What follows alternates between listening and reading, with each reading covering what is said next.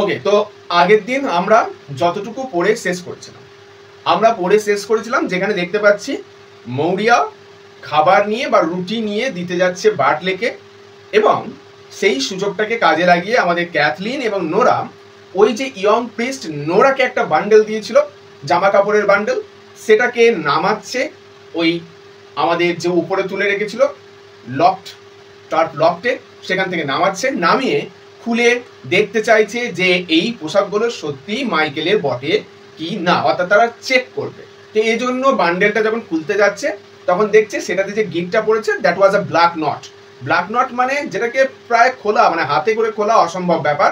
ওই অনেক সময় দেখবে গিট পড়ে গেলে আমরা সেটাকে খুলতে পারি না, আমাদের রীতিমতো ব্লেড বা চাকু বা অন্য কিছু সরঞ্জাম দিয়ে সেটাকে কেটে ফেলতে হয়। তো এখানেও সেই একই কেস হয়েছে, এবং এই ধরনের নট বা গিটগুলোকে বলা হয় ব্ল্যাক নট। তো সেই চাকু দিয়ে তারা কাটছে, এবং এই চাকুটা ঘটনাচক্রের সেই ব্যক্তির কাছ থেকে নেওয়া যে ব্যক্তি বলেছিলেন যে এখান থেকে ডোনেগাল বহু দূরে অবস্থিত। ডোনেগাল কোন জায়গা? উত্তরে অবস্থিত একটি জায়গা যেখানে মাইকেলের বডিটা পাওয়া গেছে। এখনো মাইকেলের কিনা আমরা জানি না, বাট যার হোক একটা বডি পাওয়া গেছে যেটা সন্দেহ করা হচ্ছে মাইকেলের। এরপর আজকে নোরার সংলাপ থেকে শুরু হচ্ছে আমাদের আজকের পাঠ্য। নোরা কি বলছে দেখো। নোরা বলছে, and what time would a man take and be floating. Nora জিজ্ঞেস করছে ক্যাথলিনকে যে আচ্ছা, একটা মানুষ যদি ভেসে ভেসে যায়, মানে কোনো মরা দেহ যদি ভেসে ভেসে যায়, তাহলে সেটা ভেসে যেতে কতদিন সময় লাগবে? নোরা হঠাৎ করে এই কথা কেন জিজ্ঞেস করলো? কারণ একটু আগে ক্যাথলিন বলেছে যে লোকটির কাছ থেকে আমরা ছুরি নিয়েছি তারা বলেছে আমাদের এখান থেকে ডোনেগাল হেঁটে গেলে 7 দিন সময় লাগবে। তো অদ্ভুতভাবে নোরার মাথায় এই কথাটা এলো, কারণ মাইকেলের দেহটা তো ভেসে গেছে, তাই জিজ্ঞেস করছে আচ্ছা এখান থেকে উত্তরে বডি ভেসে যেতে তাহলে কতদিন লাগবে? হেঁটে যেতে যদি 7 দিন লাগে, বডি ভেসে যেতে কতদিন লাগবে? কিন্তু এরপরেই যদি তোমরা ক্যাথলিনের সংলাপটা একটু লক্ষ্য করো তাহলে দেখতে পাবে যে ক্যাথলিন কিন্তু কোনো উত্তর দিচ্ছে না। ঠিক আছে, ক্যাথলিন উত্তর না দিয়ে ওর কথাটাকে এড়িয়ে যাচ্ছে, এবং কথাটাকে এড়িয়ে গিয়ে কি বলছে দেখো, Cathleen opens the bundle and takes out a bit of a stocking, they look at them eagerly. অর্থাৎ নোরা প্রশ্ন করলো, ক্যাথলিন উত্তর না দিয়ে বান্ডেলটা ততক্ষণে কেটে ফেলছে, এবং তার ভেতর থেকে একটা স্টকিং বের করছে, আ বিট অফ স্টকিং। ওই যে বলেছিলাম যে ওই অঞ্চলে পুরুষরা পায়েতে পরার জন্য ওই কাইন্ড অফ অ্যাঙ্কলেট বলতে পারো, অ্যাঙ্কলেটের একটা লঙ্গার ভার্সন, লম্বা একটা দীর্ঘ মোজার মতো জিনিস, সেটাকে বলা হচ্ছে স্টকিং। তো সেটার একটা টুকরো বের করছে, এবং দুজনেই কিন্তু লুক অ্যাট দেম ইগারলি, একেবারে উৎসুকভাবে তাকিয়ে থাকছে কোনটার দিকে? স্টকিংটার দিকে। এবার আমাদের মনে একটা প্রশ্ন জাগতেই পারে যে স্যার নোরা যে প্রশ্নটা করলো সেটা ক্যাথলিন কেন উত্তর দিল না? দেখো, নোরা তো আমরা জেনেছিলাম কি না ছোট ক্যাথলিনের থেকে। এবার নোরার এই যে প্রশ্নটা, এটা অপ্রাসঙ্গিক প্রশ্ন। ক্যাথলিন কি করে জানবে ভেসে যেতে কতদিন লাগে? ক্যাথলিন কি কখনো ভেসে গিয়েছে তাই জানবে? তাই নোরার যে question, that was an immature question. এবার ক্যাথলিন যেহেতু ম্যাচিওর, তাই এইগুলোর উত্তর দেওয়ার সে প্রয়োজনীয়তা বোধ করছে না। এটা কিন্তু স্বাভাবিকভাবে আমাদের কমন মানুষের জীবনেও এটাই ঘটে থাকে। আর বড় মানুষরা দেখবে অনেক সময় অনেক কথা এড়িয়ে যায়, মানে উত্তর দেয় না, কারণ তারা বুঝতে পারে, দেখবে বাচ্চা ছেলেরা হাজার একটা প্রশ্ন করে, আমরা কি সব উত্তর দিই না, তার কারণ আমরা বুঝতে পারি সব প্রশ্ন প্রাসঙ্গিক নয়। এরপর কি হচ্ছে দেখো, Cathleen in a low voice, একটা নিচু কণ্ঠস্বরে বলল, দ্য লর্ড স্পেয়ার আস, ঈশ্বর আমাদের রক্ষা করুন। Nora, is not it a queer hard thing to say, if it is his they are surely. Cathleen বলছে যে নোরা, ঈশ্বর আমাদের রক্ষা করুন, এটা একটা অদ্ভুত এবং খুবই শক্ত বিষয় হবে না? কিসের জন্য? এই কথাটা বলা মানে মরিয়াকে বলা যে এই জিনিসগুলো মাইকেলের, মানে সত্যি যদি এগুলো মাইকেলের হয় তাহলে আমাদের দুজনের পক্ষে বিষয়টা মায়ের কাছে গিয়ে প্রেজেন্ট করাটা অত্যন্ত একটা হার্ডশিপ হবে, কঠোর ব্যাপার হবে। কারণ মায়ের কাছে গিয়ে আমরা তার সন্তানের মৃত্যু সংবাদ দেব, এটা কঠিন একটা ব্যাপার। নোরা তখন বলছে, I will get his shirt of the hook the way he can put the one flannel on the other. এবার নোরা তখন বলছে, আমি একটা কাজ করি, ওই হুকেতে আর একটা জামা আছে, ঠিক একই রকম জামা যে জামাটা মাইকেল পরে গেছিল তার মতো। আচ্ছা, আগের দিন আমি এই যে শব্দটা রয়েছে তোমাদের ফ্লানেল, এই শব্দটার অর্থ কি বলেছিলাম না? উভেন ক্লথ, অর্থাৎ হাতে বোনা জামা বা কাপড়, যাই হোক না কেন। আমরা দেখতে পাচ্ছি কিন্তু ক্যাথলিন কি করছে, ওই যে হুইল, স্পিনিং হুইল ঘোরাচ্ছে, এবং স্পিনিং হুইল ঘুরিয়ে ঘুরিয়ে কিন্তু তারা জামা বোনে। হ্যাঁ, ওই যে গান্ধীজির চরকা যেমন করে ইউজ করা হতো, এটাও সেই একই চরকা টাইপ অফ জিনিসই, চরকাই ধরে নিতে পারো। তো সেখানে তারা নিজেদের হাতেই সুতো প্রয়োগ করে জামা বোনে, ঠিক আছে। তো নোরা তখন বলছে আমাদের মাইকেল যে জামাটা পরে গেছিল সেরকম আরেকটা জামা বাড়িতে আছে, যাই ওই জামাটা নিয়ে আসি, তাহলে ওই জামাটার সাথে এই বান্ডেলের ভিতর যে জামা রয়েছে সেটা মিলিয়ে মিলিয়ে দেখবো, যেহেতু সেলাই করা তো সেলাইয়ের ধরনটা দেখলেই বোঝা যাবে নিজেদের হাতে সেলাই করা, তাহলে মিলিয়ে দেখবো, তবেই বুঝতে পারবো। এইবার তখন কি বলছে দেখো, she looks through some clothes hanging in the corner. এবার নোরা যেমন কথা সে অনুযায়ী কাজ করলো, ওই কোণেতে কিছু জামা কাপড় ঝোলানো ছিল সেদিকে তাকিয়ে দেখলো, মানে ওই একই প্রকারের জামাটা সে খোঁজার চেষ্টা করছে। It is not with them, না জামাটা তো এদের সঙ্গে নেই। এবার একটা জিনিস লক্ষ্য করে বলা হচ্ছে it is not with them. প্রথম ইটটা বোঝানো হচ্ছে ওই যে ফ্লানেল যেটা বাড়িতে এক্সট্রা ছিল সেটাকে, আবার দ্বিতীয় যে দেম শব্দটা প্রয়োগ করা হলো, তাহলে এটা কাদেরকে বোঝানো হলো? দেম তো বেসিক্যালি পার্সনদের জন্য ইউজ করা হয়, ব্যক্তি, এটা একটা পার্সোনাল প্রোনাউন। তাহলে এখানে দেম বলতে কাকে বোঝানো হলো? এখানে দেম বলতে কিন্তু বাকি জামা কাপড়গুলোকে বোঝানো হলো, ঠিক আছে। এবার ইট দ্বারা স্পেসিফিক করে দেওয়া হলো, মানে নির্দিষ্ট করে দেওয়া হলো এটা বোঝানোর জন্য। ইট বলতে সেই জামাটা কি বোঝাচ্ছে যেটা মাইকেল যে জামা পরে গেছিল তার সঙ্গে মেলে ওই জামাটা, আর দেম কমন তাদের মধ্যে, অর্থাৎ সকলের মধ্যে। তো এখানে দেম শব্দটা দ্বারা পার্সনিফাই করা হয়েছে বটে, কিন্তু এদের ইংরেজি আমি বারবার বলছি অতটা গ্রামাটিক্যাল অর্ডার মেনে চলে না, ঠিক আছে। এখানে দেম বলতে বাকি শার্টগুলোকে বোঝানো হয়েছে। তাহলে নোরা বলছে না ওই শার্টটা তো বাকি শার্টগুলোর সঙ্গে নেই। Cathleen, and where will it be? আচ্ছা ক্যাথলিন, তাহলে এটা গেল কোথায়? নোরা যখন জামাটা খুঁজে পেল না, ক্যাথলিনকে জিজ্ঞেস করছে যে ক্যাথলিন তাহলে জামাটা কোথায় যেতে পারে বলো তো। ক্যাথলিন তখন কি বলছে দেখো, ক্যাথলিন বলছে I am thinking Bartley put it on him in the morning. আমার মনে হয় বার্টলে এটা সকালবেলায় পরিধান করে গেছে। Put it on, put on মানে পরিধান করা, ফ্রেজাল ভাব আমরা সবাই জানি। এইবার দেখো এইখানটাতে এলো আসল খেলা। বলা হচ্ছে বার্টলে পরিধান করে গেছে সেই জামাটা। এখানে যে জামাটার কথা বলা হয়েছে শার্ট, এই শার্টটা কিন্তু একটা সিম্বল। কিসের সিম্বল? এই শার্টটা হচ্ছে একটা সিম্বল অফ ফেট, ভাগ্যের সিম্বল, অর্থাৎ এই শার্টের সঙ্গে ভাগ্যটা জড়িয়ে আছে। এই শার্টটা পরিধান করেছিল বলেই মাইকেল ডুবে মারা গেছে। স্বভাবতই সেম শার্ট পরে গেছে বার্টলে, সামহাও যেন ওই শার্টটা আবার ইঙ্গিত দিচ্ছে যে বার্টলের সঙ্গেও এরকম ডুবে যাওয়ার মতো একটা দুর্ঘটনা ঘটতে চলেছে। এর প্রত্যেকটা শব্দই কিন্তু একটা ছোট image. For his own shirt was heavy with the salt in it. এবার বার্টলে কেন পড়ে গেছে? কারণ বার্টলের যেটা নিজের জামা সেটা নোনা জলে ভিজে গেছে। এখানে সল্ট বলতে নুন নয়, এখানে সল্ট বলতে নোনা জল বোঝানো হয়েছে, মানে সমুদ্রের জলকে বোঝানো হয়েছে। পয়েন্টিং টু দ্য কর্নার, এবার কোণের দিকে একটা আঙুল দেখিয়ে, there is a bit of slip was of the same stuff, মানে ওই একই জামার এক টুকরো একটু কাপড় পরেছিল, ঠিক আছে। পুরো জামাটা পায়নি, বাট যেহেতু বাড়িতেই তারা জামা কাপড়গুলো তৈরি করে তো ওখানে এক কোণে একটু কাপড়ের টুকরো পড়েছিল। তো সেটা হঠাৎ করে ক্যাথলিনের নজরে পড়েছে। তো সেটা নোরাকে বলছে, নোরা ওই দেখো ওখানে একটু একটু কাপড় পরে আছে, গিভ মি দ্যাট, ওটা আমাকে দাও, অ্যান্ড ইট উইল ডু। আশা করি এটাতেই আমার কাজ হয়ে যাবে, মানে আমি ম্যাচ করে নিয়ে দেখতে পার। কিন্তু এইখানে একটা প্রশ্ন থেকে যায়। প্রশ্নটা এটা হলো, দেখো তারা বাড়িতে নিজেদের হাতে জামা কাপড় বুনছে, খুব ভালো কথা, তাহলে স্বভাবতই তারা সুন্দরভাবে চিনতে পারবে।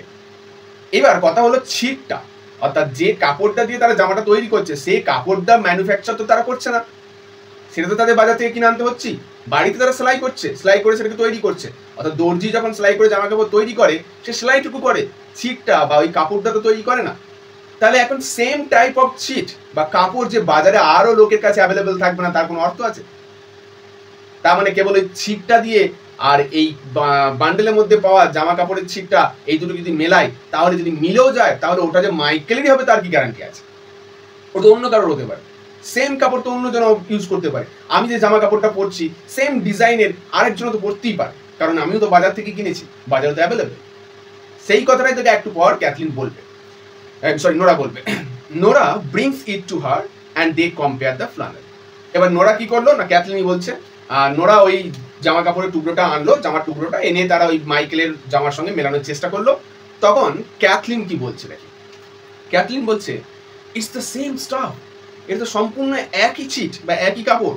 Nora But if it is itself, are not there great roles of it in the shops of Galway? বলছে যদি এটা মিলেও যায় তাহলে সেখানে কি একটা গ্রেট রোলস বা গ্রেট পসিবিলিটি নেই, সম্ভাবনা নেই? কিসের সম্ভাবনা? যে গালোয়েতে এরকম বাকি দোকানে আরো অনেক ছিট থাকতেই পারে, মানে এরকম ছিট বাকি অন্যান্য দোকানে থাকতেই পারে। and is not it many another man may have a sort of it as well as Michael himself? এবং সেখানে কি একটা চান্স নেই যে আরো অনেক লোকের সেই একই রকমের জামা থাকতে পারে যেমনটা মাইকেলের আছে? সত্যি এটা তো একটা বাস্তব কথা এবং খুব সত্য সাধারণ কথা। একই ছিটের জামা বিভিন্ন ব্যক্তি তো পরতেই পারে। তাহলে এইখান থেকে কিন্তু সিদ্ধান্তে আসা যাচ্ছে না যে এই ছিটটার সাথে মিলে গেছে মানি এটা মাইকেলেরই জামা, এটা 100% সিউরিটি দেওয়া যায় না। হ্যাঁ, কিছুটা অ্যাসিওরেন্স পাওয়া যায়, হ্যাঁ হয়তো বা হলেও হতে পারে, প্রবাবিলিটি আছে, বাট সিওরিটি নেই। এরপর কি হচ্ছে দেখ, Nora who has taken up the stocking and counted the stitches.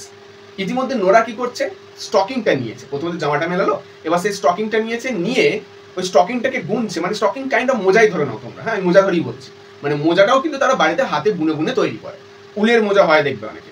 তো সেই মোজার যে সেলাইগুলো ছিল সেই সেলাইগুলো গুনছে নোরা হাতে তুলে নিয়ে, এবং গুনতে গুনতে ক্রাইং আউট, চিৎকার করে উঠছে। তার মানে নোরা নিশ্চয়ই কিছু একটা খুঁজে পেয়েছে। কি খুঁজে পেয়েছে দেখো, নোরা বলছে ইটস মাইকেল, এটা মাইকেলের, ক্যাথলিন ইটস মাইকেল, এটা মাইকেলের। God spare his soul, ঈশ্বর তার আত্মার শান্তি দিক। and what will herself say when she hears the story and Bartley on the sea? এইবার নোরার চিন্তা হচ্ছে তার মা মৌরিয়াকে নিয়ে। বলছে মৌরিয়া মানে হারসেলফ মানে তো মৌরিয়াকে বোঝানো হচ্ছে, মা কিভাবে নেবে এই জিনিসটাকে, তার এই সন্তান মাইকেলের যে মৃত্যু ঘটেছে এই খবরটা তিনি কিভাবে মেনে নেবেন যখন তার আর এক সন্তান বাটলে ইতিমধ্যে সমুদ্রে রয়েছে। তাহলে একবার ভাবো তো মৌরিয়া কন্ডিশনটা, সমুদ্রে জলে ডুবে এক সন্তানের মৃত্যু হচ্ছে সেই খবর আসছে মায়ের কাছে, আবার সেই মা তার আর এক সন্তান সমুদ্রে রয়েছে সেই চিন্তাতেও রয়েছে। তার মানে অলরেডি একজনকে সে হারিয়েছে, আবার আরেকজনকে সে হারাতেও পারে। মায়ের মনের অবস্থাটা ঠিক কেমন হবে? যে সমুদ্রে ইতিমধ্যে এক সন্তান ডুবে মারা গেল, সেই সমুদ্রে আর এক সন্তান ভাসতে গেল। তার জন্য নোরা বলছে যে তাহলে মায়ের কন্ডিশনটা কি হবে যদি এই কথাটা সে জানতে পারে। এবার নোরা কি করে এতটা শিওর হলো যে হ্যাঁ এগুলো আমাদের মাইকেলেরই?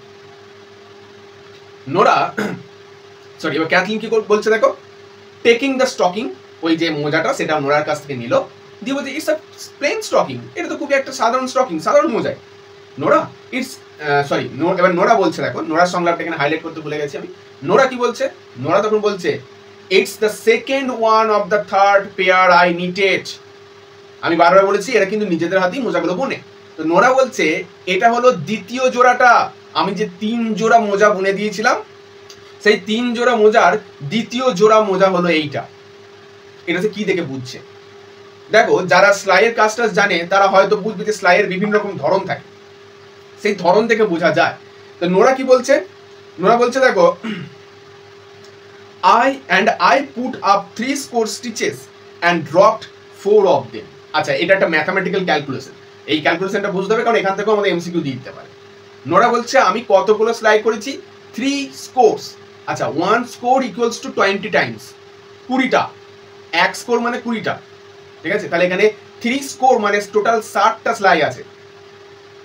এইবার তার মধ্য থেকে সে 4 drops, 4টে ঘর ছেড়ে দিয়েছে, মানে 4টে ঘর ছেড়ে ছেড়ে 3 স্কোর করেছে। মানে টোটাল সেলাই কটা আছে, টোটাল ছিল 3 × 20 মানে 60, সেখান থেকে 4টে 4 মানে 56, 56টা সেলাই আছে কিন্তু এখানে।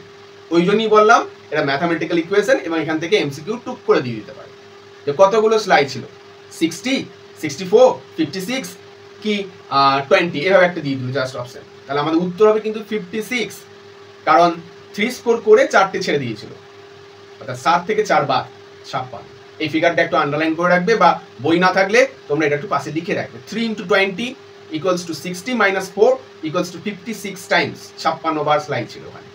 তাহলে এই যে ক্যালকুলেশনটা এইটা করে বুঝতে পেরেছে নোরা যে এটা তো আমারই কাজ, কারণ 3 জোড়া মোজার মধ্যে যে দ্বিতীয় জোড়াটা আমি করেছিলাম সেটাতে এইরকমই কাজটা ছিল, বা 3টে জোড়ার মধ্যে একটা জোড়া এরকম কাজ ছিল। তাহলে এটা অবভিয়াস যে হ্যাঁ এটা আমারই কাজ। আর আমার কাজ করা মোজাটা নিশ্চয়ই মাইকেলই পরবে, মাইকেলই পরে গেছিল, তাহলে এটাও অবভিয়াস হয়ে গেল যে এটা মাইকেলেরই ছিল। পাশাপাশি এতক্ষণে আমরা সম্পূর্ণরূপে শিওর হলাম যে যে ডেড বডিটা ভেসে এসেছিল সেটা মাইকেলের ছিল এবং তাকে খুঁজে পাওয়া গেছে ডোনেগালে। এতক্ষণে আমরা সিওরিটিটা পেলাম। এবার কি হচ্ছে দেখো, ক্যাথলিন কাউন্টস দ্য স্টিচেস, বা ক্যাথলিনও গোনা শুরু করলো যে দেখি নোরা ঠিক বলছে কিনা। It's that number is in it crying out. Cathleen গুনে বলছে হ্যাঁ এটা তো সেই সংখ্যাই, মানে এখানে তো 56টাই সেলাই আছে। এই কথাটা বলে ক্যাথলিন কেঁদে উঠছে। Nora, is not it a bitter thing to think of him floating that way to the far north and no one to ken him but the black hags that do be flying on the sea? Kathleen আক্ষেপের সুরে বলছে যে Nora, এই বিষয়টা কতই না কষ্টের বলো। আমাদের ভাই মাইকেল যখন মারা গেল তাকে দেখার মতো সেখানে কেউ ছিল না, নো ওয়ান টু ল্যামেন্ট, কেউ তার জন্য দুঃখ করার জন্য ছিল না। কিন মানে হচ্ছে ল্যামেন্ট, হ্যাঁ, KEEN, হ্যাঁ এই শব্দটা তোমরা বহুবার পাবে এরপর থেকে বহুবার পাবে কিন্তু এই চ্যাপ্টারটিতে, এই মানে এই নাটকটাতে কিন শব্দটা অনেকবার দেখতে পাবে। কিন শব্দটার অর্থ হলো ল্যামেন্ট বা দুঃখ প্রকাশ করা, ঠিক আছে, বা শোক যাপন করা। অর্থাৎ আমার ভাইয়ের মৃত্যুতে শোক জ্ঞাপন করার মতো কেউ ছিল না, শুধুমাত্র ব্লাগ হ্যাগস বলতে এক ধরনের কুৎসিত পাখি, বেসিক্যালি কাইন্ড অফ শকুন জাতীয় বা ভালচার জাতীয় পাখি ধরে নিতে পারো। তাহলে ওই শকুন জাতীয় পাখিগুলো ওই জায়গায় ক্রন্দন করার মতো ছাড়া আর কেউ ছিল না সেদিন সেই মুহূর্তে মাইকেলের পাশে। দেখো এই কথাটার মধ্যে কিন্তু একটা অদ্ভুত বাস্তবতা লুকিয়ে আছে এবং এই বাস্তবতার চিহ্নটা আরো বেশি করে বাস্তবায়িত হবে নোরার সংলাপের মধ্য দিয়ে। নোরা কি বলছে দেখো, swinging herself half round, Nora নিজেকে অর্ধেক ঘোরালো, মানে যে জায়গায় ছিল সেখান থেকে একটু অর্ধেক ঘুরে দাঁড়ালো। And throwing out her arms on the clothes, জামা কাপড়গুলোর ওপর তার হাত রাখলো, মানে যেমন করে মানুষ এই হাত পা ছড়িয়ে কান্নাকাটি করে না, তেমন একটা ভঙ্গিমায় ওই জামাগুলোর ওপর নোরা হাত রেখে বসলো। মানে নোরা যেন ভাইকে আঁকড়ে ধরতে চাইছে, জামাগুলোকে আঁকড়ে ধরার মধ্য দিয়ে, জামাগুলোর ওপরে হাত রাখার মধ্য দিয়ে। এবং এইভাবে থাকতে থাকতে নোরা কি বলছে দেখো, নোরা বলছে, and is not it a pitiful thing when there is nothing left of a man who was a great rower and fisher but a bit of an old shirt and a plain stocking? হ্যাঁ এটাই জীবনের বাস্তবতা। বলছে Nora কি বলছে, Nora বলছে যে দেখো এই জিনিসটা একটা বড়ই পিটিফুল থিং না, মানে করুণাময় জিনিস বা করুণার জিনিস বা দুঃখ দুর্দশাময় কষ্টের জিনিস না। একজন মানুষ যে একজন গ্রেট রোয়ার অর্থাৎ ওই মাঝি ছিল বা নৌকা চালক ছিল, অফিসার একজন গ্রেট জেলে ছিল, অর্থাৎ মাছ ধরাতে কিংবা নৌকা পাড়ি দেওয়াতে যে একসময় এত দক্ষ ছিল, সেই ব্যক্তির মৃত্যুর পর শুধুমাত্র তার একটা ওল্ড শার্ট এবং প্লেন স্টকিং ছাড়া আর কিছুই চিহ্ন পড়ে নাই। হ্যাঁ এটাই হচ্ছে কি দ্য রিয়েলিটি অফ লাইফ। তুমি জীবনের রাজা নাকি ভিখারি কিচ্ছুতে কিচ্ছু যায় আসে না, তোমার মৃত্যুর পর সব শূন্য। তুমি রাজা হয়ে মৃত্যুবরণ করলেও মৃত্যুতে তুমি যখন মারা যাবে, বেসিক্যালি হিন্দু কালচার ওয়াইজ তোমাকে কিন্তু তখন নগ্ন করা হবে এবং এই নগ্ন শরীরটাই দাহ করা হবে, ঠিক যেমন নগ্নভাবে এসেছিলে। তাই শূন্য থেকে শুরু করে শূন্যতেই শেষ হবে। মাঝখানে যা কিছু আমরা করবো সবটাই কিন্তু দম্ভ, অহংকার আমাদের। তাহলে মাইকেল যে একসময় একটা বড় জেলে ছিল, বড় নৌকা মাঝি ছিল, অর্থাৎ সে চারিদিকে এত রমরমা ছিল তার নামে, আর আজ দেখো সে মারা যাবার পর সামান্য একটা পুরনো জামা কাপড় এবং একটা স্টকিং দেখে তাকে আইডেন্টিফাই করতে হচ্ছে। অর্থাৎ এই বিশ্ব প্রকৃতির সামনে আমরা অত্যন্ত নগণ্য, তাতে আমরা যতই নিজেকে বড় বলে ভেবে নিই না কেন, শেষ চিহ্ন বলতে একটা জামা কাপড় একটা স্টকিং পরে রইলো, বাদ বাকি সব মুছে গেল। আর এটাই জীবনের বাস্তবতা, আমাদের প্রত্যেকের সাথে তাই ঘটবে। অথচ আমরা প্রত্যেকেই কিন্তু দম্ভ করব, মারামারি করব, কাড়াকাড়ি করব, এ ওর সাথে শত্রুতা করব, বন্ধু বন্ধুতে ভাব রাখবো না, একে অপরের সঙ্গে কথা বলবো না, বন্ধু তো দূরের কথা ভাই ভাইয়ের সঙ্গে ভাব রাখে না। তাহলে মানুষ যে ঘরের জন্য মারামারি করে, যে সম্পত্তির ভাগাভাগি নিয়ে এত হানাহানি করে, সেই সম্পত্তি নিয়ে এসে চিতায় শুতে যাবে, এটাই তো বাস্তব। শুতে কি যায়? যায় না। আর সে না থাকলে দুনিয়া চলবে না এটা নয়, এই পৃথিবী কোনো দিনই থেমে থাকেনি, কোনো দিনও থেমে থাকবে না। তাই নিজেকে খুব বেশি ইম্পর্টেন্ট পার্সন বলে ভেবে নিও না, এটা আমাদের প্রত্যেকের মাথার মধ্যে থাকা উচিত। যদি আমরা প্রত্যেকে নিজেকে ডাউন টু আর্থ রাখতে পারি, ভেবে নিই যে না আমি খুবই কম জানি, খুবই অল্পই জানি, ব্যাস, তাহলে তুমি জীবনে অনেক বেশি সুখী থাকবে। এটা হচ্ছে নিয়ম। নিজেকে যদি খুব বেশি জানি ভেবে নাও, আমার সব আছে ভেবে নাও, তাহলেই কিন্তু আমাদের পতন অবধারিত।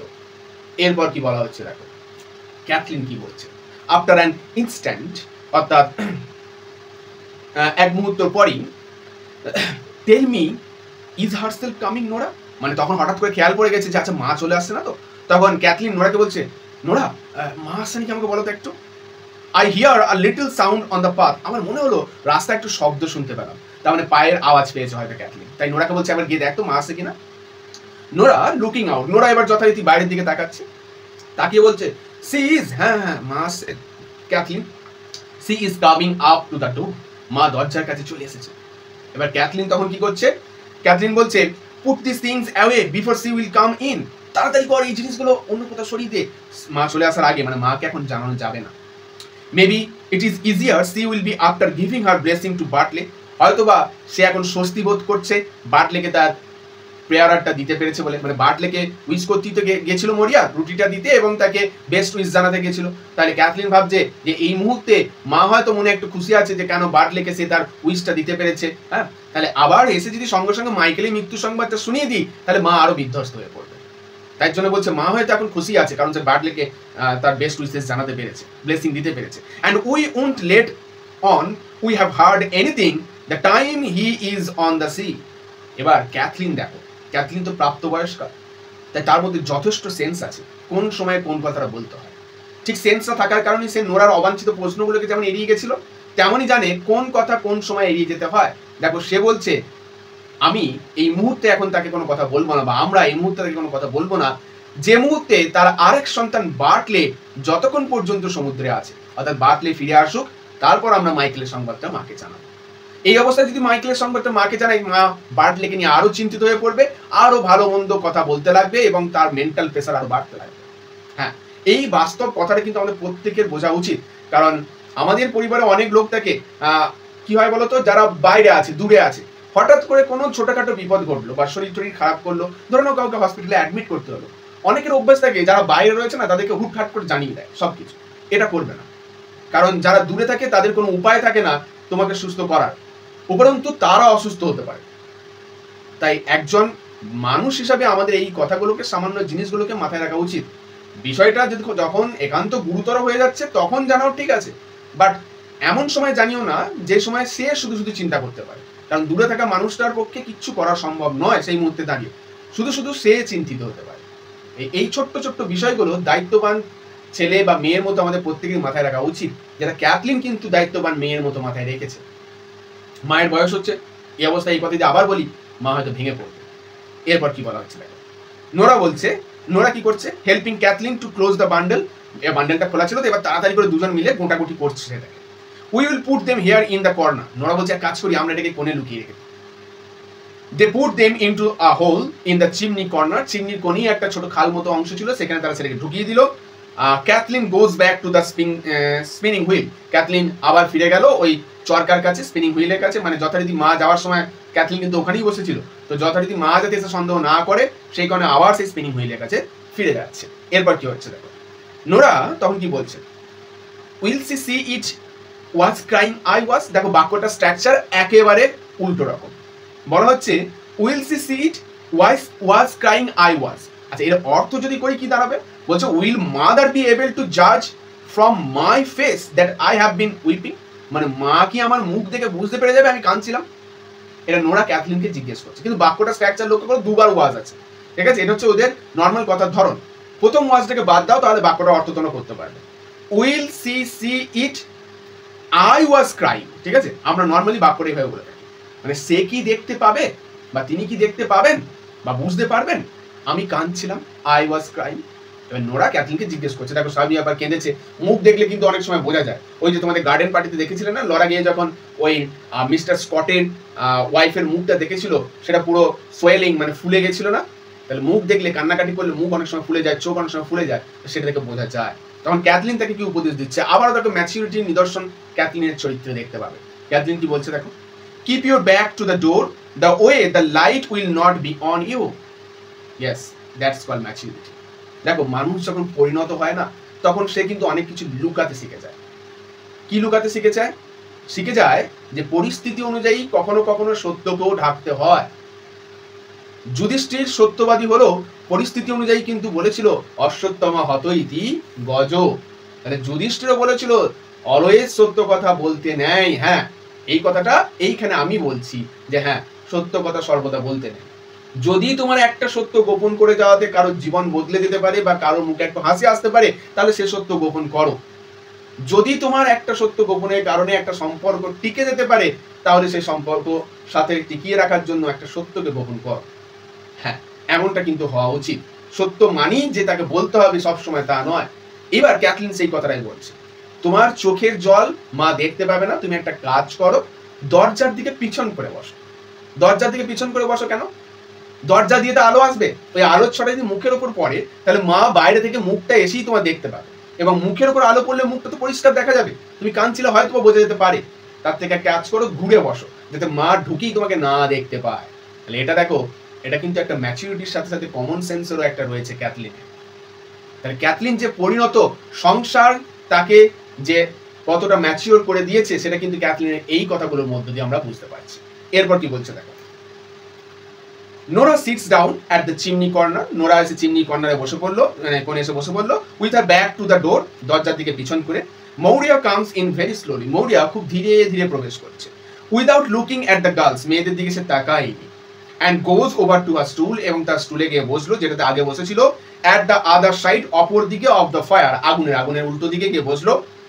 The cloth with the bread is still in her hand. যে কাপড়টায় রুটিটা মুড়িয়ে দিয়েছিল ক্যাথলিন দেবার জন্য, সেটা বার্টলেকে সে দিতে পারেনি, মরিয়ার হাতে তখনও রয়ে গেছে। The girls look at each other, মেয়েরা অর্থাৎ ক্যাথলিন এবং নোরা একে অপরের দিকে তাকালো। And Nora points to the bundle of bread, এবং নোরা তখন ক্যাথলিনকে ইশারা করে দেখাচ্ছে, এই রুটিটা তো দেয়নি রে, হাতে রুটিটা রয়েছে। এই কথাটা ক্যাথলিনকে ইশারা করে বলছে। এবার ক্যাথলিন তখন কি করছে, after spinning for a moment, কিছুক্ষণ ওই চাকাটা বা চরকাটা ঘোরানোর পর ক্যাথলিন বলছে, ইউ ডিডন্ট হ্যাভ, সরি, এবার ক্যাথলিন কি বলছে ওটাকে ঘুরিয়ে, you didn't give him his bit of bread.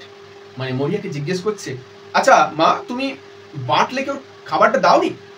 Maurya begins two কিন সফটলি। কিন আবার পেলে, আমি কি বললাম, কিন শব্দটা বারবার পাবে। এবার যেই মেয়ে এই কথাটা জিজ্ঞেস করেছে, মৌরিয়ার ভেতরে ভেতরে যে দুঃখ চাপা কষ্টটা ছিল বেরিয়ে আসছে। বিগিনস টু কিন সফটলি, খুব হালকা ভাবে কিন, অর্থাৎ ফুপিয়ে ফুপিয়ে শোক করতে লাগলো সে। উইদাউট টার্নিং রাউন্ড, কোনো দিকে না ঘুরে। তার মানে মায়ের সঙ্গে কিছু তো একটা ঘটেছে। ক্যাথলিন জিজ্ঞেস করছে, did you see him riding down? আচ্ছা তুমি কি দেখেছো ঘোড়ায় চলে যাচ্ছে মা? Maurya goes on keening. Maurya কোনো উত্তর দিল না, এখনো সে শোক প্রকাশ করে ফোপাতে থাকলো। কিন্তু সে ক্যাথলিন আর লিটল ইম্পেশেন্টলি, কিছুটা অধৈর্য হয়ে, স্বাভাবিক ব্যাপার, তুমি এক কথা যদি কাউকে বারবার জিজ্ঞেস করে এবং কেউ যদি উত্তর না দেয়, তুমি তখন অধৈর্য হয়ে যাবি। ক্যাথলিন অধৈর্য হচ্ছে। দেখো ক্যাথলিনের মধ্যে একেবারে স্বাভাবিক মধ্যবিত্ত পরিবারের একজন মায়ের মধ্যে বা সংসারী নারীর মধ্যে যে বৈশিষ্ট্যগুলো থাকে, ঠিক সেইগুলিই রয়েছে। ক্যাথলিন মাঝের মধ্যে ইম্প্যাশেন্ট হয়ে যায়, রেগে যায় মায়ের প্রতি, কিন্তু তবুও মায়ের কথাই কিন্তু সে ভাবে। মা যদি দুঃখ না পায়, তার জন্য মাইকেলের মৃত্যুর খবর লুকিয়ে রাখে যতক্ষণ না বার্টলে ফিরে আসছে। তাহলে প্রপার সাংসারিক একজন মহিলা বলা যেতে পারে কিন্তু ক্যাথলিন। ক্যাথলিন এবার অধৈর্য হয়ে যাচ্ছে। অধৈর্য হয়ে কি করছে দেখো সে, God forgive you, is not it a better thing to raise your voice and tell what you sin than to be making lamentation for a thing that is done? Did you see Bartley? I am saying to you. Kathleen বলছে ঈশ্বর ক্ষমা করুন, মানে এটা একটা বাড়াবাড়ি হচ্ছে না? এই বসে বসে শুধু ফুপি ফুপি কেঁদে যাওয়া, দুঃখ প্রকাশ করা, শোক প্রকাশ করার থেকে তুমি আমাদের বলো, তুমি কি দেখেছো? তুমি কি দেখেছো বার্টলেকে? I am saying to you, আমি তোমার সঙ্গে কথা বলছি। মা রেগে গেছে, রেগে গিয়ে বলছে, মা আমি তোমার সঙ্গে কথা বলছি, তোমাকে জিজ্ঞেস করছি, তুমি বলো, শুধু শুধু কেঁদে যাচ্ছ, কি হয়েছে সেটা বলো, তুমি কি দেখেছো বার্টলেকে ঘোড়ায় চলতে? Maurya with a weak voice, এবার মৌরিয়া কথা বলছে একটা দুর্বল কণ্ঠস্বর, my heart is broken from this day. আজকের এই দিন থেকে আমার হৃদয় ভগ্ন হলো, মানে আর আমার শোক করার মতো কিছু রইল না। কেন মৌরিয়া এই কথা বলছে? ক্যাথলিন অ্যাজ বিফোর, ক্যাথলিন ঠিক আগের মতই, যেমন মেজাজের কথা বলছো সেই মেজাজেই বলছে, ডিড ইউ সি বার্টলে? তুমি কি দেখেছো বার্টলেকে?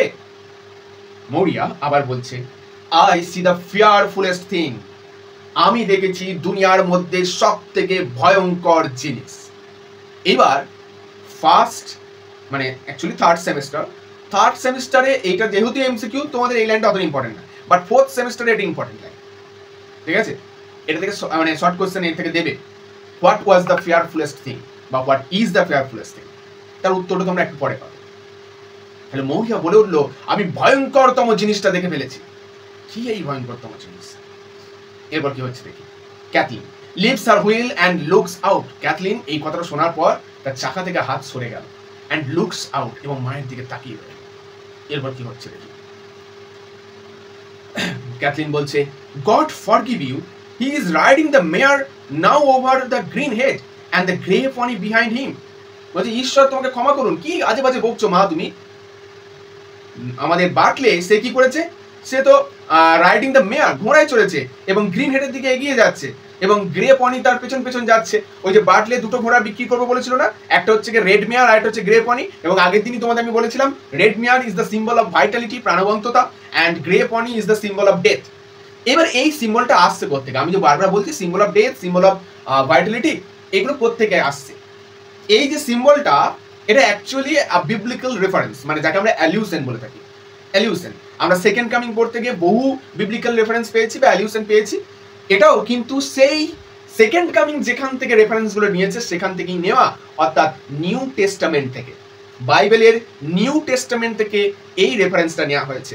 বাইবেলের নিউ টেস্টামেন্টের চ্যাপ্টার নাম্বার 6, এবং ওখানে যেহেতু বাইবেলটা ছন্দের আকারে লেখা বা ভার্সের আকারে লেখা আছে কিছু অংশ, তো সেখানে 1 নম্বর থেকে 8 নম্বর লাইন, চ্যাপ্টার 6 1 নম্বর থেকে 8 নম্বর লাইনে এই ঘোড়াগুলোর কথা বলা আছে। নিউ টেস্টামেন্টে 4 প্রকার ঘোড়ার কথা বলা আছে।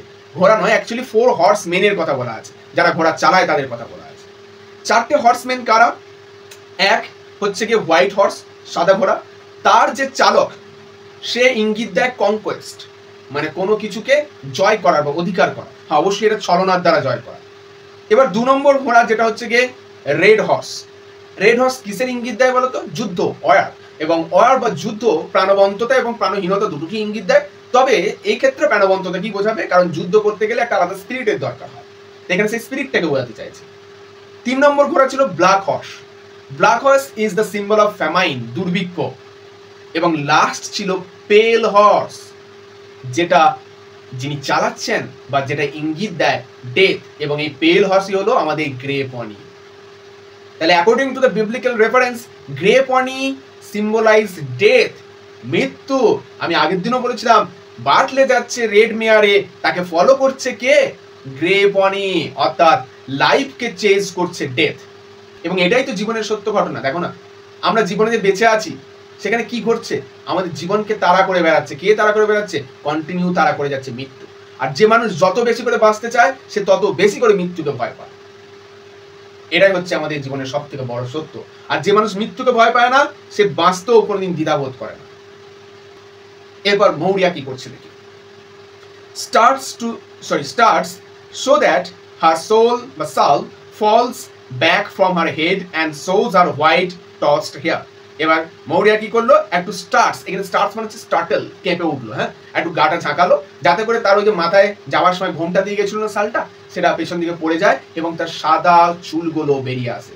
এখান থেকে ইঙ্গিত পাওয়া যাচ্ছে মৌরিয়া কিন্তু আর 5টা, আমি প্রথমেই যেটা বলেছিলাম হিরোর যে কনসেপ্ট, দেখতে অভূতপূর্ব সুন্দর হবে তা নয়, বয়সের ছাপ তার মধ্যে রয়েছে, উঠতে গেলে উঠতে পারছে না, লাঠি নিয়ে চলাফেরা করছে, ইভেন তার চুলগুলোও পাকা। তাহলে নর্মাল কমন পিপলস একদম। এরপর কি হচ্ছে দেখি। উইথ আ ফ্রাইটেন্ড ভয়েস, একটা ভীত কণ্ঠস্বরে মৌরিয়া বলে উঠছে, ওই যে বলেছিল না I have seen the fearfullest thing, সেটা দেখতে পাবে। The grey pony behind him, Maurya কাঁপতে কাঁপতে বলছে, কাঁপা কাঁপা কণ্ঠস্বরে, যে বাটলের পেছন পেছন গ্রে পনিটা ছিল।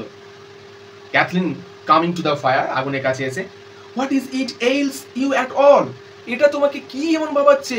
স্বাভাবিক ব্যাপার, গ্রে পনিটা বিচতে নিয়ে যাচ্ছে বাটলে, তো সেটা তো পেছন পেছন আসবি, কারণ বাটলে তো রেড মেয়ারে চেপে আছে, এটা তো ভাবার কি আছে?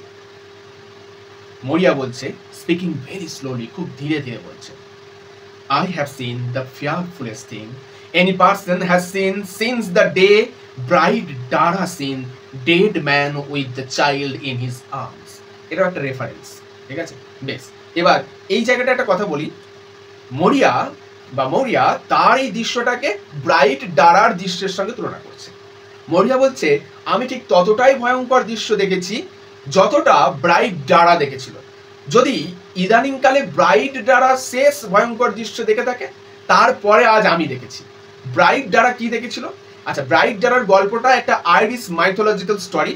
এবার এটা মনে করা হয় অপভ্রংশের কারণে ঘটেছে। ব্রাইট দ্বারা বলে অ্যাকচুয়ালি কেউ ছিল না, এটা অন্য কোনো চরিত্র ছিল, তো সেটার সঙ্গে সিমিলারিটি রেখে মৌরিয়া এই কথাটা বলেছে। দেখো, এদের মধ্যে সেইভাবে তো জ্ঞানটা থাকে না, তো এক্স্যাক্ট শব্দ বা এক্স্যাক্ট ইনফরমেশন এরা সবসময় প্রোভাইড করতে পারে। তবু এদের যে রেফারেন্স, যেটা আমাদের বিভিন্ন সোর্স বলছে যে কি না, এগুলো একটা আইরিশ মাইথোলজি, ঠিক আছে। আইরিশ মাইথোলজি স্টোরিতে ব্রাইট দ্বারা কি দেখেছিল? ব্রাইট দ্বারাতে দেখেছিল একজন মৃত ব্যক্তি শিশুকে হাতে করে দাঁড়িয়ে আছে। মৃত ব্যক্তি শিশুকে হাতে করে দাঁড়িয়ে আছে, this is the symbol of co existence of life and death. একই সঙ্গে মৃত্যু এবং জীবনের সহাবস্থান আমাদের প্রত্যেকের মধ্যেই সেটা আছে। আমাদের প্রত্যেকের মধ্যেই জীবন এবং মৃত্যু একসঙ্গে বসবাস করছে। এখন আমরা নিয়ে রেখেছি জীবনটাকে, একদিন মৃত্যুটা আসবে তার এপিসোডটা করতে।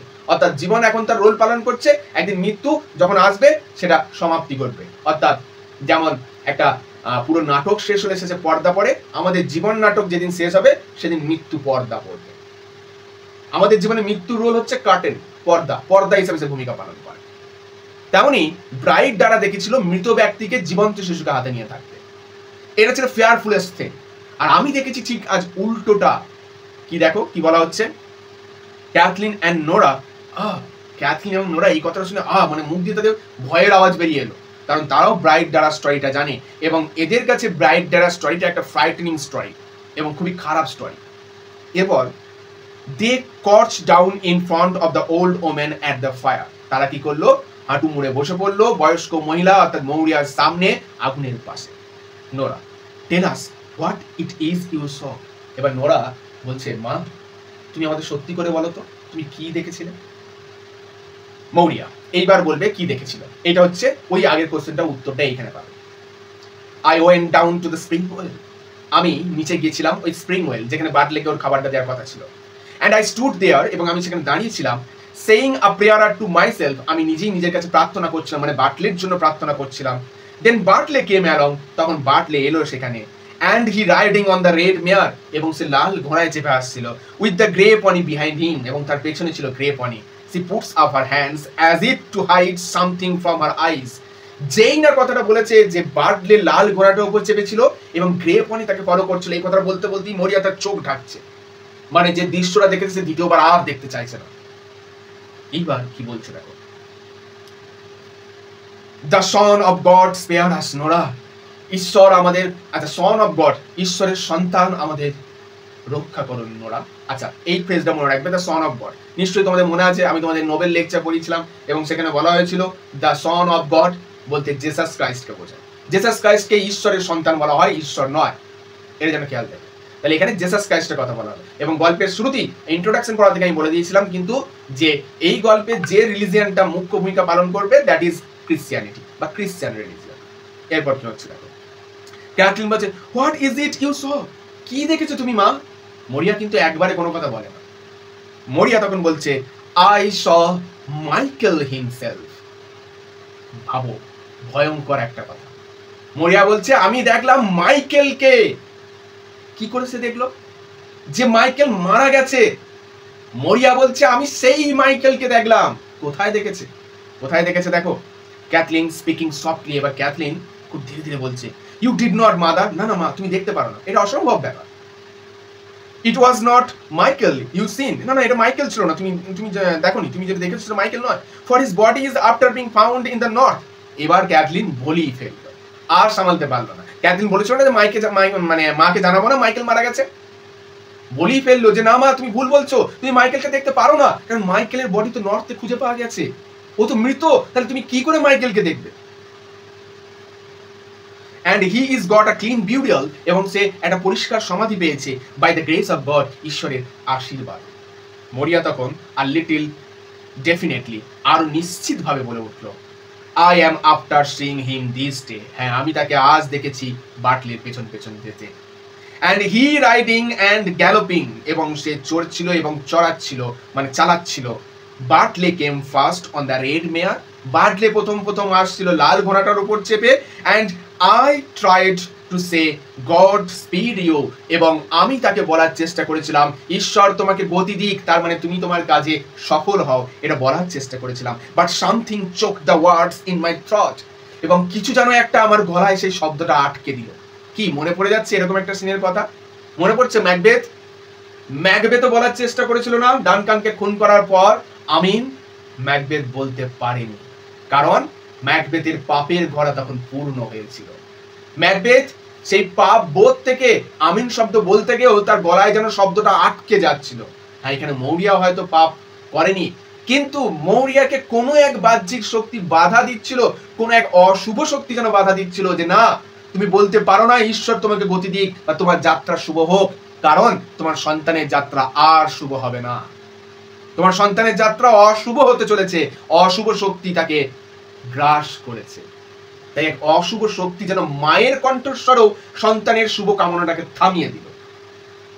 এরপর কি বলা হচ্ছে দেখো, হি ওয়েন্ট বাই কুইকলি, সে খুব দ্রুত চলে গেল। And the blessing of God on you says he and I could say nothing, এবং যাবার সময় বার্টলি আমাকে বলে গেল ঈশ্বর তোমার মঙ্গল করুক, এবং আমি কিছু বলতে পারলাম না। মা হয়েও আমি আর কিছুই বলতে পারলাম না। I looked up then, আমি তারপর চোখ তুলে তাকালাম, and I crying, এবং আমি কাঁদছিলাম at the grey পনিটার দিকে তাকিয়ে, and there was Michael upon it. So now it is clear to us what was the fearfulest thing. মা কেন এত ভয় পাচ্ছে? কারণ মাইকেল চড়েছিল গ্রে পনিটার ওপর। So basically it was the ghost of Michael, মাইকেলের ভূত। একইভাবে যেমন ম্যাকবেথ দেখেছিল ব্যাংকোর ভূত ব্যাংকোয়েট সিনে, এখানেও মৌরিয়া দেখেছে মাইকেলের ভূত। তাহলে এবার বলো তো, জীবনকে তাড়া করছে মৃত্যু, এমনিতেই grey pony is the symbol of death, এবং তার উপর কাকে চড়ে থাকতে দেখলো মা? মাইকেলকে,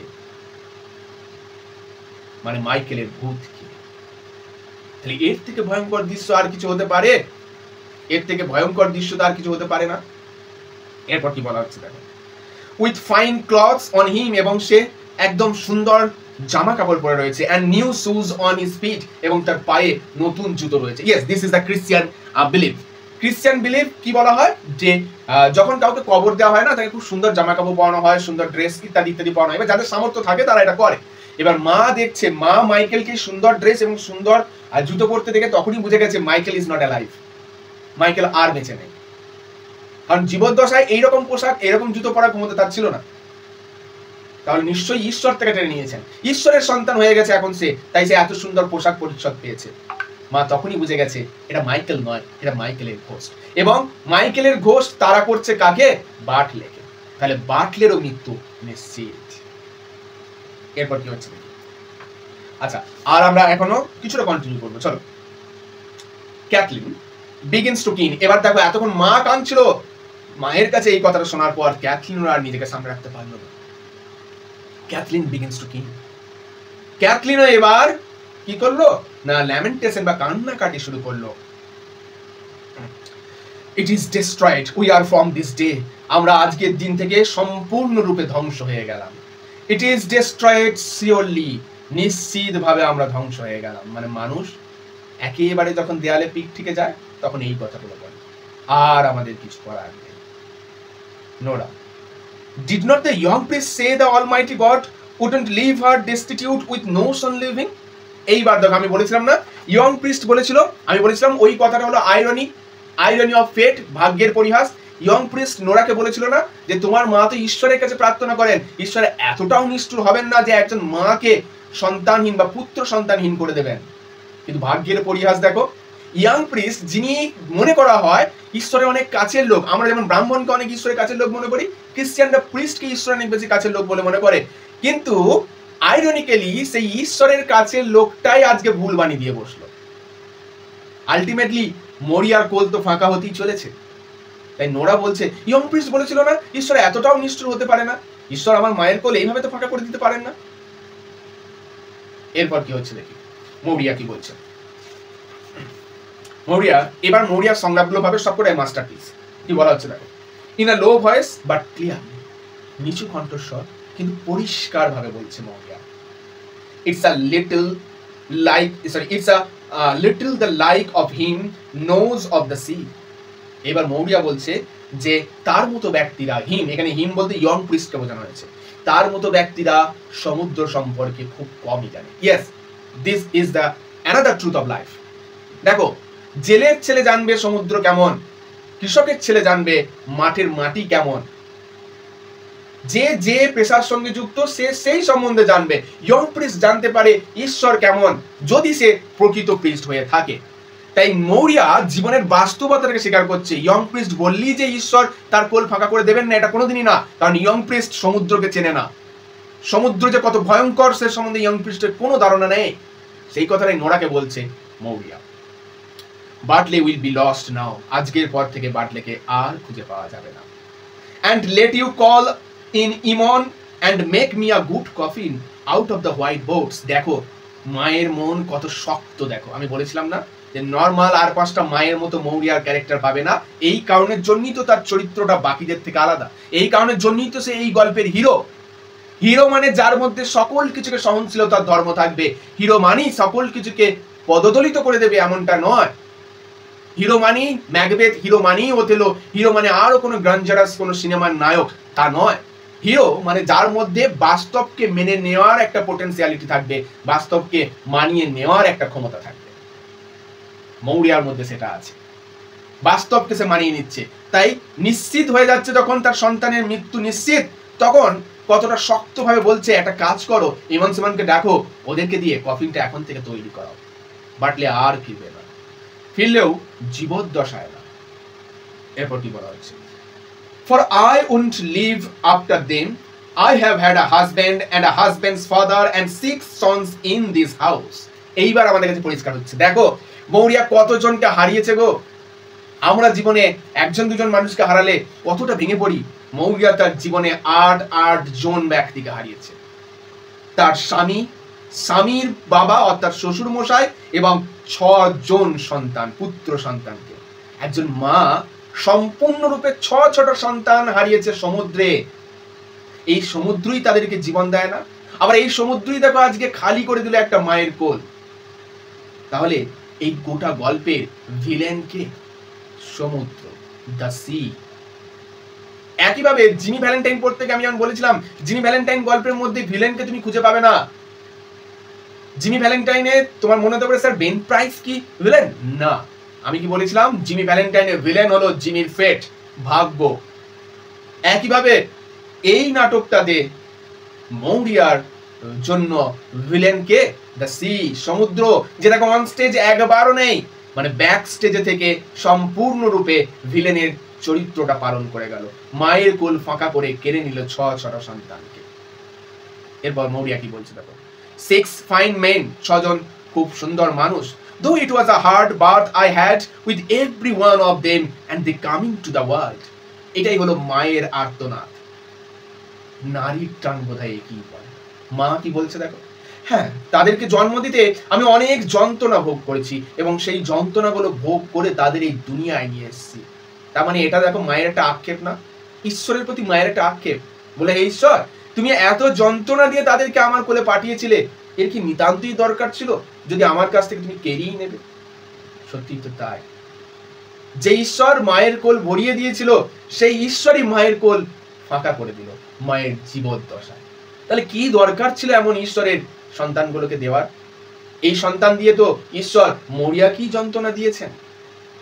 প্রসব যন্ত্রণার মতো যন্ত্রণা একজন নারী বুঝতে পারে কি যন্ত্রণা। এরপর কি বলা হচ্ছে দেখো, and some of them were found and some of them were not found. আবার একটা রিয়েলিস্টিক বিষয়বস্তুর সম্মুখীন হচ্ছে।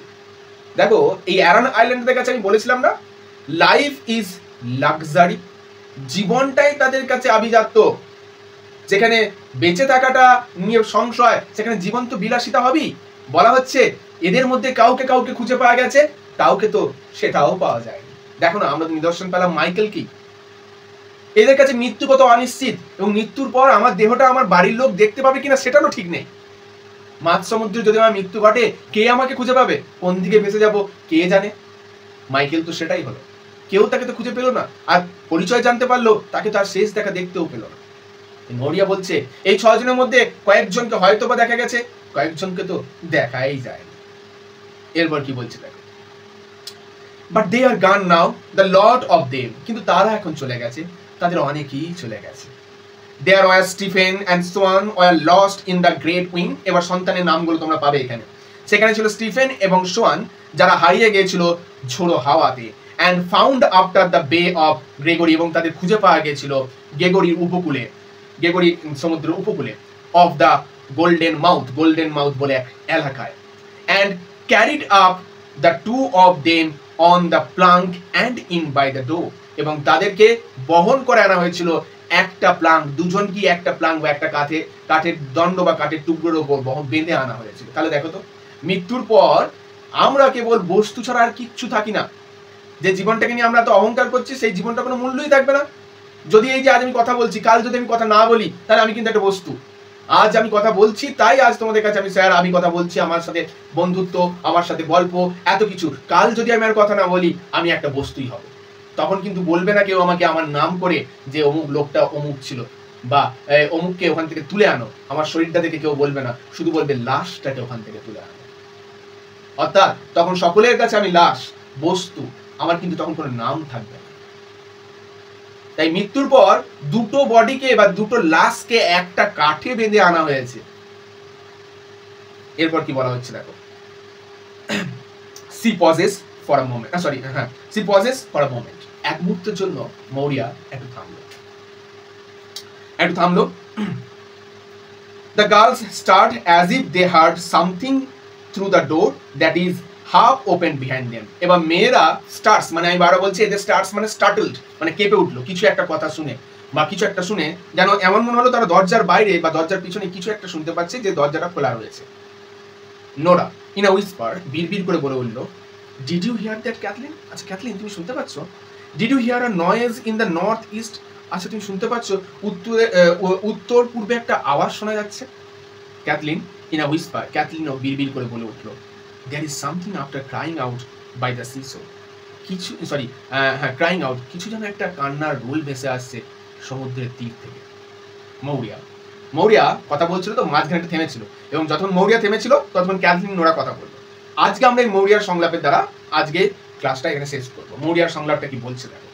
Maurya continuous without hearing anything, অর্থাৎ ক্যাথলিন এবং নোরা যে কথাগুলো বলছে সেগুলো কিছু না শুনেই মৌরিয়া তার ভাবের মধ্যেই কথাগুলো আবার বলতে লাগছে। কি বলছে, অর্থাৎ যেখানে সে শেষ করেছিল তারপর থেকে কন্টিনিউ করছে। There was Seamus and his father, সেখানে ছিল সিমাস এবং বাবা, মানে সিমাসের বাবা, মানে বেসিক্যালি মৌরিয়ার husband. And his own father again, এবং তার যে হাজব্যান্ড তার বাবা, তার মানে মৌরিয়ার শ্বশুর, এরা তিনজন একসঙ্গে ছিল। Were lost in a dark night, এক অন্ধকার রাত্রিতে হারিয়ে গেছিল। And not a stick or sign was seen of them when the sun went up, কিন্তু তাদের কোনো চিহ্নই পাওয়া যায়নি যখন সূর্য আবার উদিত হয়েছিল। তার মানে সিমাস, মৌরিয়াস হাজব্যান্ড এবং মৌরিয়াস হাজব্যান্ডস ফাদার, এই তিনজনই কিন্তু সমুদ্রে হারিয়ে গেছিল, তাদের আর কোনো চিহ্ন খুঁজে পাওয়া যায়নি, অর্থাৎ এদেরকে আর খুঁজে পাওয়া যায়নি। আগের দুজন সন্তানকে খুঁজে পেলেও এদেরকে খুঁজে পাওয়া যায়নি। এই কারণেই না মৌরিয়া বলছিল যে তাদের মধ্যে কিছু জনকে খুঁজে পাওয়া গেছে, কিছু জনকে তো পাওয়াও যায়নি। And not on a problem this, there was patch after was drawn out of a crook. আচ্ছা ক্রুক মানে হচ্ছে বোট, মানে যেটাকে আমরা ছোট কথায় নৌকা বলে থাকি, ছোট জাহাজ বা নৌকা যেগুলোকে ক্রুক বলা হয়। দ্যাট টার্নড ওভার, যেটা উল্টে গেছিল, অর্থাৎ প্যাচ হচ্ছে আরেক সন্তানের নাম যে নৌকা উল্টে সমুদ্রের ডুবে গেছিল। I was sitting here with Bartley, আমি তখন এখানে বার্টলেকে নিয়ে বসেছিলাম। And he a baby lying on my two knees, এবং সে ছিল এক ছোট্ট শিশু যে আমার দুই হাঁটুর ওপর শুয়েছিল। একবার যন্ত্রণাটা ভাবো শুধু, কোন লেভেলের স্যাক্রিফাইস করতে হয়েছে মৌরিয়াকে। তার কোলে এক সন্তান, সেই সন্তান তখন ছোট্ট শিশু, একজন মা কোলে ছোট্ট শিশুকে নিয়ে মানুষ করছেন, এবং সেই সময় সংবাদ পাচ্ছেন তার আরেক সন্তান নৌকা উল্টে মারা গেছে। সিচুয়েশনটা ভাবো তো। সেই মুহূর্তে দাঁড়িয়ে মৌরিয়া বার্টলেকে কোলে নিয়ে হয়তোবা সেদিন বুঝেছিল বা হয়তোবা সেদিন বলে উঠেছিল যে বার্টলে, তোমাকেও একদিন হয়তো এইভাবে মৃত্যুবরণ করতে হবে। কতটা অসহায় ছিল সেদিন Maurya. And I seen two women, এবং আমি দেখেছিলাম দুজন মহিলা। অ্যান্ড থ্রি ওমেন, তিনজন মহিলা অ্যান্ড 4 ওমেন কামিং, এবং 4 জন মহিলা আসছে। আচ্ছা, আমি তোমাদের বলেছিলাম না figure 9 is the most important part playing in this drama. আগেও পেয়েছিলে 9 দিনের কথা, বাটলে পড়েছিল 2 দিন, নয়তো 3 দিন, নয়তো 4 দিন লাগবে। আবারও দেখো 2 জন মহিলা, 3 জন মহিলা, 4 জন মহিলা, টোটাল 9 জন হলো। দেখো তাহলে এই গোটা নাটকে 9 সংখ্যাটা কিন্তু বিশাল রোল প্লে করছে। এমনিতেও খ্রিস্টান মত অনুসারে 9 একটা খারাপ সংখ্যা, ওদের বিলিভ ওয়াইজ। এরপর বলা হচ্ছে দেখো এই 2 জন 3 জন 4 জন মহিলা এসেছিল, মানে একে একে মহিলারা আসছিল। বেশ, and they crossing themselves and not saying a word, এবং তারা একে অপরকে পাশ দিয়ে চলে যাচ্ছিল এবং তারা কেউ কোনো কথা বলছিল না। I looked out then, আমি বাইরের দিকে তাকালাম, and there were men coming after them, এবং সেখানে কিছু মানুষ ছিল যারা তাদের পিছন পিছন আসছিল, and they holding a thing, এবং তারা কিছু একটা জিনিস যেন ধারণ করেছিল বা ধরেছিল, in the half of a red sail, একটা লাল পালে মোড়ানো নৌকার পাল, সেটা ছিল লাল বর্ণের, সেই লাল বর্ণের অর্ধেক পাল দিয়ে মোড়ানো, and water dripping out of it, এবং সেখান থেকে জল টপ টপ করে ঝরে পড়ছিল।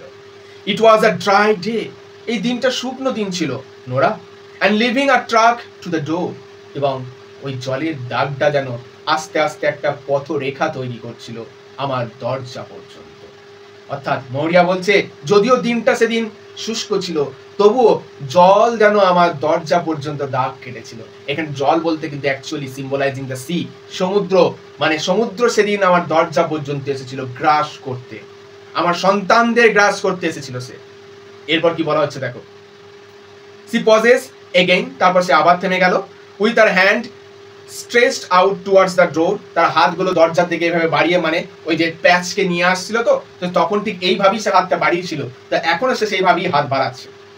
ইট open softly and old women begin to come in, এবং এটা সে খুব মৃদুভাবে খুললো এবং বয়স্ক মহিলাটা আসতে লাগলো, crossing themselves on the threshold and kneeling down in front of the stage with red petticoats over their heads. এবার যখন এই কাজটা করছে, স্টেজে কি হচ্ছে দেখানো হচ্ছে।